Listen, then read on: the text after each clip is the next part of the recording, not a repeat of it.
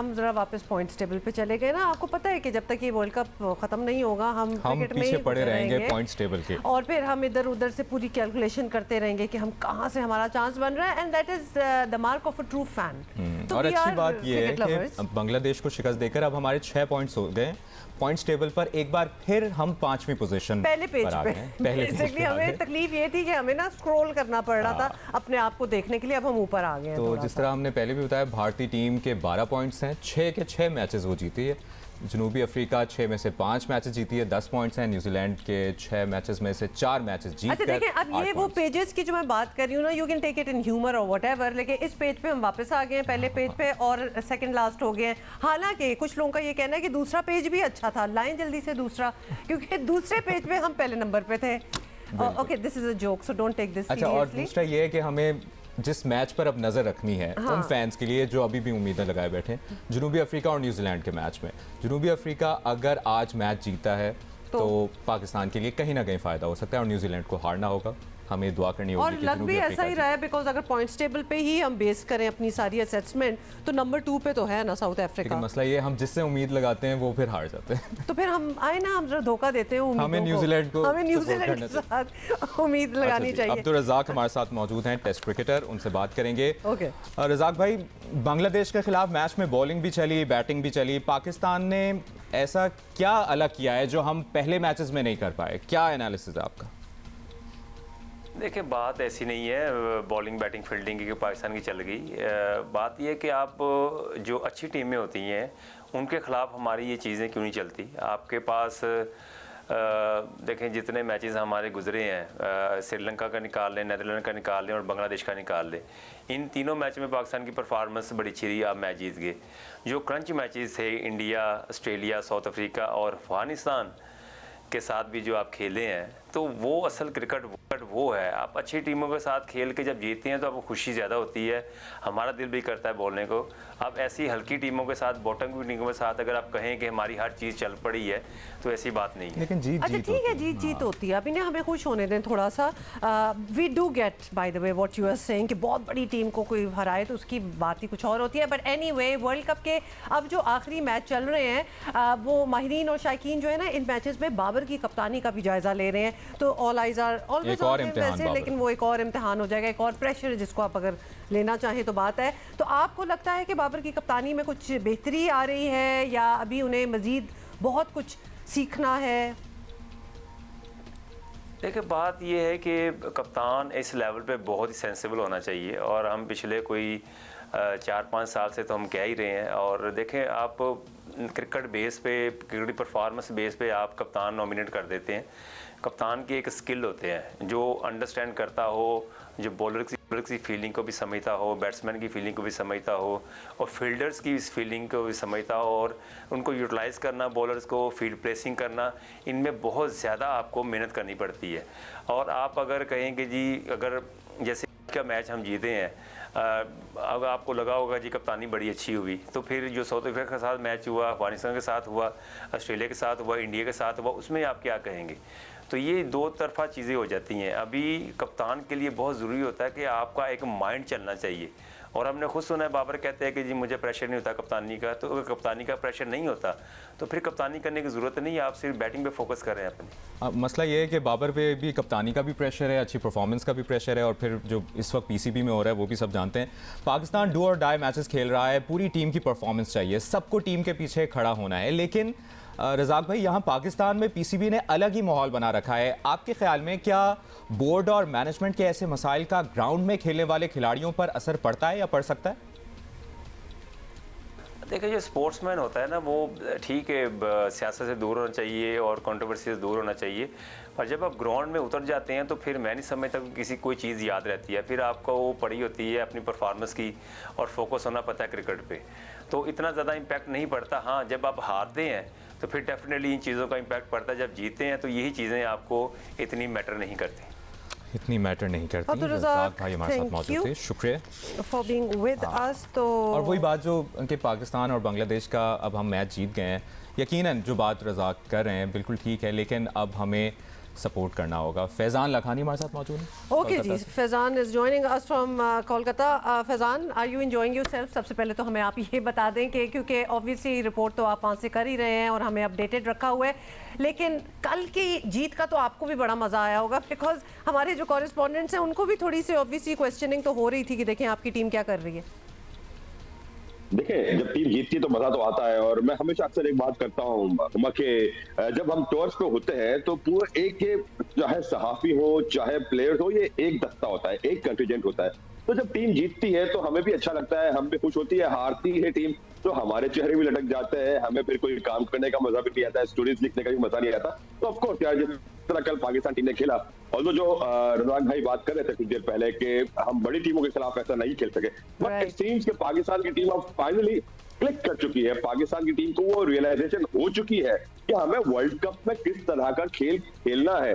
कल पाकिस्तान के जहन में ये था कि उनको आगे कैसे लेके जाना है। जिस तरह की स्ट्रेटजी उन्होंने दिखाई, उनके जहन में था कि नेट रन रेट को अपने कैसे बेहतर करना है। हालांकि एक ये बड़ा अपहिल टास्क है पाकिस्तान के पास, और अब बहुत ज्यादा ये भी एक्सपेक्ट करना है कि न्यूजीलैंड के मैचेस के जो रिजल्ट है और ऑस्ट्रेलिया के मैचेस के जो रिजल्ट है वो सारे पाकिस्तान की। क्या ही अच्छा हो जाता है कि जनूबी अफ्रीका से भी हम क्लोज मैच अगर वो जीत जाते तो फायदा हो जाता है। अच्छा, कोलकाता में जो सपोर्ट मिली है क्राउड की तरफ से, फैज़ान, उसको थोड़ा सा हमारे नाज़रीन के साथ शेयर करें। वो अनएक्सपेक्टेड थी क्योंकि अभी हम कुछ वर्कशॉप सुन भी रहे थे जिसमें वहाँ लोग थे, and we were trying to figure out कि ये हमारे पाकिस्तानी हैं जो वहाँ गए हुए हैं या वहाँ के लोग हैं। देखिए, कोलकाता में हमेशा बड़ा स्पोर्टिंग किस्म का क्राउड होता है। हमने चेन्नई में भी देखा, हमने इनफैक्ट बेंगलोर में भी देखा, और यहाँ भी हमने देखा कि जो फैंस थे उन्होंने सपोर्ट किया, दोनों टीमों को सपोर्ट किया। पाकिस्तान को भी सपोर्ट मिला और बांग्लादेश को, क्योंकि खैर यहाँ पे बांग्लादेश क्योंकि करीब है, बांग्लादेशी सरहद यहाँ से करीब, तो ऑफकोर्स बांग्लादेश की सपोर्ट ज्यादा होना एक एक्सपेक्टेड बात थी। बट पाकिस्तान को भी अच्छी सपोर्ट मिली, और इस वेन्यू पे हमेशा पाकिस्तान को अच्छी सपोर्ट मिली है। एडन गार्डन्स कलकत्ता हो या चेन्नई का वेन्यू हो या बेंगलोर का वेन्यू हो, यहाँ पे हमेशा अच्छी क्रिकेट को, अच्छे खेल को सपोर्ट मिलती है। और ऑफकोर्स जब पाकिस्तान वर्सेस इंडिया गेम नहीं हो रहा होता, दीगर टीमों के साथ पाकिस्तान के मैचेस हो रहे होते हैं, तो हमने यहाँ देखा है कि फैंस ऐसे हैं जो पाकिस्तान टीम के चेयर कर रहे हैं। इनफैक्ट कल जो बाबर आजम का फैन क्लब यहाँ पे नोटिस किया गया, जैसे ही बाबर आजम मैदान में आए और पूरा ग्राउंड जिस तरह बाबर आजम के लिए नारे लगा रहा था, इट वाज, आई मीन, इस प्लेयर ने, बाबर आजम ने, चाहे कल इन्होंने स्कोर नहीं किया, बिल्कुल इट वाज हार्ट वार्मिंग।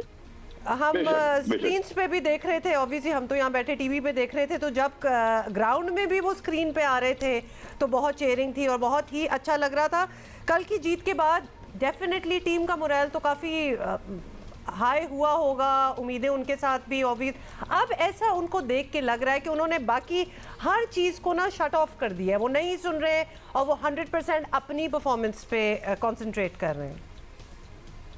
देखिए, ये तो हमेशा ऐसा ही होता है कि जीत जाती है तो बिल्कुल माहौल बदल जाता है। इनफैक्ट कल मैच के बाद शाहीन आफरीदी की जो हमसे गुफ्तगू हुई उसमें भी उन्होंने यही कहा कि, और वो तो बड़े कॉन्फिडेंट है कि हम अब भी फोकस्ड है, हम अब भी पूरी उम्मीद है कि पाकिस्तान टॉप 4 खेलेगा। और जिस तरह कल बांग्लादेश के मैच खेले उसमें पाकिस्तान ने अपनी वो इंटेंट शो किया कि हम आगे क्या करना चाहते हैं और पाकिस्तान के इरादे क्या है। जिस तरह पाकिस्तान ने कल जल्दी मैच खत्म कर दिया, तकरीबन 100 से ज्यादा बॉल बाकी थी और पाकिस्तान ने चेज कर दिया, तो शाहीन आफरीदी ने ये क्लियर कर दिया कि पाकिस्तान की इंटेंट अब आगे के मैचेस से भी इसी तरह खेलने की। पाकिस्तान के कंट्रोल में यही है कि वो अपने बकिया 2 मैचेस कन्विंसिंगली जीते, अपना नेट रन रेट जितना इंप्रूव कर सकता है उसको इंप्रूव करे। हालांकि ये हमारी टीम की बड़ी अच्छी बात है कि जब प्रेशर सिचुएशन आती है ना तो हम अच्छा परफॉर्म करने लग जाते हैं, चाहे वो पीसीबी में क्या कुछ चल रहा है या ग्राउंड पे क्या कुछ चल रहा है, हम ओवरकम कर लेते हैं उसको। अब फ़खर की वापसी के बाद और जो फ़खर ने परफॉर्म कर दिया है, 81 रन की ज़बरदस्त इनिंग्स खेली है, अब्दुल्ला शफीक बड़ा अच्छा खेले, तो ओवरऑल मोराल कैसा लगा है? हम प्रैक्टिस सेशन की भी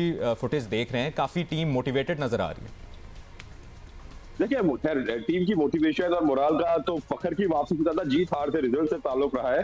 बट फ़खर ने बड़ा जबरदस्त कमबैक किया और जिस तरह फ़खर ने खेला शानदार, और फ़खर बिल्कुल इंटेंट के साथ खेल रहे थे, उनको पता था, उनका जहन फोकस था, वो अपने लिए नहीं खेला उन्होंने। जो सबसे अच्छी बात थी फ़खर की इनिंग्स की फखर थोड़ा ठहर के अपनी स्कोर को 3 फिगर में कर सकते थे, बट उन्होंने उसकी तरफ नहीं गए।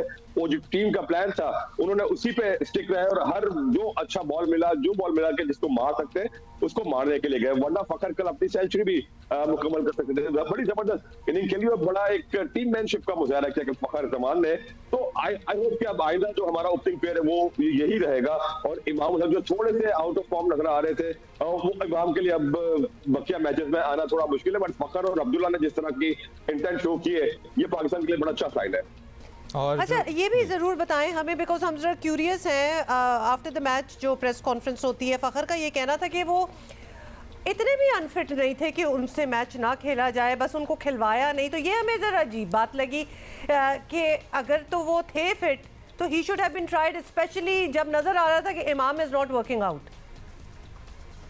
नहीं देखिए, उसको खिला के मजीद लंबा अनफिट तो नहीं कर सकते थे ना। फखर ने बात जरूर की, बट अगेन मैनेजमेंट रिस्क नहीं लेना चाहती थी ना। आप प्लेयर ठीक है, अक्सर औकात ही होता है कि प्लेयर बाहर लगता है कि बहुत फिट हो चुका है, बट अगर आप उसको वहां रिस्क लेते हैं और मजीद एग्रीवेट कर जाती है इंजरी, तो फिर वो प्लेयर लंबे रन के लिए खराब हो जाता है। आपको याद होगा कि शाहीन आफरीदी को हमने पिछले साल थोड़ा जल्दी वक्त से पहले बुला लिया था, दोबारा उनकी इंजरी पे असर आया था। शादाब खान को अभी हमने जो ये पाकिस्तान टीम ने जो बिठाया है उसकी भी वजह ये थी कि जो उनका कंक्शन हुआ था पिछले मैच में, वो उनके 11 माह के दौरान तीसरी मर्तबा कंक्शन का इशू हुआ था। तो किसी भी पाकिस्तान टीम मैनेजमेंट नहीं चाह रहा था कि मजीद कोई ऐसा शादाब के मामले पे आप जो बता रहे हैं, ऐसा हो सकता है कि रिजर्व में जो अबरार अहमद हैं या जमान खान हैं उनको अब प्रेफर किया जाए, शादाब को बिल्कुल ही रेस्ट दे दिया जाए, 2 मैचेस रह गए। देखिए, उसके लिए आपको मेडिकली ये साबित करना होगा कि शादाब अब साबित नहीं हो, अभी दस्तयाब नहीं हो सकते, या दीगर किसी प्लेयर को अगर रिप्लेस करना हो तो वो ये साबित करना होगा, मेडिकल सर्टिफिकेट देना होगा। इवेंट टेक्निकल कमेटी इस चीज को डिसाइड करेगी कि हाँ अब ये प्लेयर नहीं खेल सकता, इसकी जगह दूसरा प्लेयर आ गया। वो एक लंबा प्रोसेस है, उसके थ्रू जाना पड़ेगा। वो जो कवायद जवाबित है कि एक प्लेयर अब कंप्लीटली अनअवेलेबल हो गया तो उसकी जगह ही रिजर्व स्क्वाड से कोई प्लेयर शामिल हो सकता है। तो फिर हम एक्सपेक्ट ना करें कि जमान खान या अबरार टीम में किसी भी तरह एक्शन में नजर आएंगे किसी मैच में। देखिए, जब तक किसी प्लेयर को मुकम्मल रूल आउट नहीं किया जा सकता टूर्नामेंट की रिमाइंडर से, उस वक्त तक तो आप रिजर्व स्क्वाड से किसी को शामिल नहीं कर सकते। ठीक है। अच्छा जी, अब अगला मैच है 4 नवंबर को होगा, विच इज़ सैटरडे, न्यूजीलैंड के अगेंस्ट होगा। न्यूजीलैंड ऑब्वियसली एक हमसे तो बेहतर ही टॉप टियर में है, बहुत बेहतर, बहुत बेहतर। हम भी होते थे कभी बड़े अच्छे। तो क्या उसके लिए कोई एक्स्ट्रा तैयारियां हैं, कोई एक्स्ट्रा प्रिपरेशन हम देख रहे हैं, या फिर we are going to go with the flow? देखिए, न्यूजीलैंड के अगेंस्ट तो हमारा आईसीसी इवेंट्स में हमेशा ही अच्छा रिजल्ट रहा है, और ये जो एक हमारा अच्छा ट्रैक रिकॉर्ड है अगेंस्ट न्यूजीलैंड इन आईसीसी इवेंट्स, ये पाकिस्तान को जनूबी अफ्रीका के खिलाफ भी बहुत अच्छा ट्रैक रिकॉर्ड था, लेकिन समहाउ इस दफा बदल गया। नहीं, बहरहाल वो तो अफगानिस्तान के खिलाफ भी था, बट अगेन यहाँ ऐसी सिचुएशन है कि हम इसको लेके चल सकते हैं आगे, इस बात को लेके चल सकते हैं। Record meant to be broken, but again हमारा एक रिकॉर्ड है, ट्रैक रिकॉर्ड है, और पाकिस्तान को ये बात एतमाद जरूर देगी। बेंगलुरु में मैच है और तैयारी तो जब बेंगलुरु पहुंचेगी टीमें तभी सामने आएंगी। न्यूजीलैंड का एक मैच आज है, फिर ट्रेवल आज पाकिस्तान की टीम आज ट्रेवल करेगी यहाँ कोलकाता से, कोई 2.5 घंटे की फ्लाइट है बेंगलुरु की, दोपहर में टीम ट्रेवल करेगी। कल प्रैक्टिस सेशंस होंगे। अच्छा फैजान, अगर एक और चीज वैसे ही, बिकॉज ये क्यूरियोसिटी है लोगों को जिनको इतना शायद इन्फॉर्मेशन नहीं पहुंचती और ना ही वो गूगल कर सकते हैं, आप बता दें कि कल जो छक्के मारे जा रहे थे, और इससे पहले हमने टूर्नामेंट में पाकिस्तान की साइड से कोई छक्के इस तरह देखे नहीं, तो क्या हम बड़े जबरदस्त हो गए फखर के आने के बाद, या फिर वो ईडन गार्डन जो है वो उसका ग्राउंड छोटा है, या पीसीबी को जवाब दिया जा रहा है? नहीं, बट कल बस पाकिस्तान की इंटेंट ये थी कि मैच जल्दी खत्म करना है, कि पाकिस्तान ये चाह रहा था कि इसको 50 ओवर तक ले जाने की बजाय इसको 30 ओवर के अंदर खत्म करें, और ऐसी सिचुएशन में आने के बाद ही आप इस तरह के चौके छक्के की बरसात करते हैं। कल बिल्कुल एक जहन बना के पाकिस्तान ने खेला था। हम बड़ी अच्छी तरह समझ रहे हैं, और लगता है कि पूरा पाकिस्तान इस बात को अच्छी तरह समझ रहा है कि कल they had a point two prove.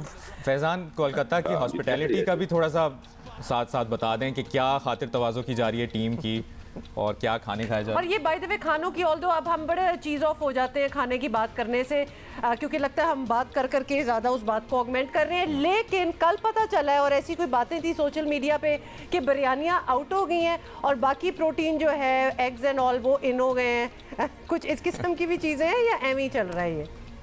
नहीं देखिए चीजें ऐसे ही कुछ लोग ऐसे ही चीजें उड़ा भी रहे होते हैं। अब पाकिस्तान टीम नॉर्मल चीजें खा रही है, ऐसा नहीं है कि कोई बहुत ही ज्यादा आउट ऑफ वे जाके कि ये ऑर्डर कर दो वो ऑर्डर कर दो। कोई ये प्रोफेशनल एथलीट्स है, कोई 12-13 साल के टीनेजर्स बच्चे नहीं है कि जिद करे कि मुझे यही That's खाना है right, वरना मैं that's right. वो नहीं करूंगा ये नहीं खाऊंगा। तो आई थिंक कुछ ऐसी खबरें आ जाती है कभी कभार के बिल्कुल पाकिस्तान प्लेयर्स ने ये मना कर दिया कि हम ये नहीं खाएंगे, हमें तो बिरयानी खानी है। ऐसी ऐसी कोई चीज नहीं है। लेकिन And they know पॉजिटिव ये बात है कि तो अब athletes हैं, इंटेंट नजर आ रहा है पाकिस्तानी टीम का जीत Absolutely, की that तरफ। is what that matters. Faizan, thank you so much.